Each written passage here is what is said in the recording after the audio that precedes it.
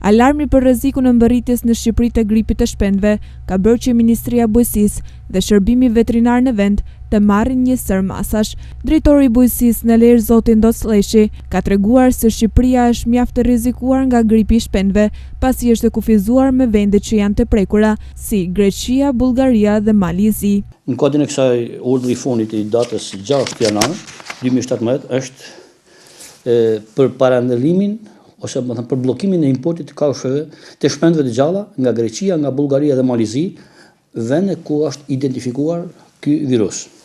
Natyrisht, këto janë masat që mund të marrim ne, prevenuese, mbrojtëse dhe kanë qenë efektive deri në këtë moment që po flasim. Nuk mund të jemi krejt e sigurt me masat që kemi marrë, pasi shpendet nuk mund t'i ndalojmë, pasi ata fluturojmë dhe nuk mund ta ndalim shtektimin e tyre në ajër.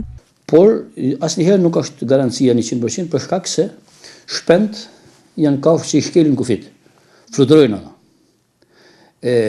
Zogj shkeltar, shpend e tjera më radhë, të cilët kalojnë nga një vend në një vend tjetër, por nuk i ndështrohen praktikave dhe rregullave doganore, sepse janë në ajër, por gjithsesi nuk kemi asnjë rast të identifikuar deri në këtë moment për të qetësuar publikun me rastin e gripit shpendëve. Kontrolli është shtuar dhe është mjaft i rrept, si nga Drejtoria e Bujqësisë dhe nga Autoriteti Kombëtar i Ushqimit, dhe se Shqipëria deri më tani nuk ka asnjë rast të gripit të shpendëve, tregon Drejtori i Bujqësisë, zoti Ndosleshi.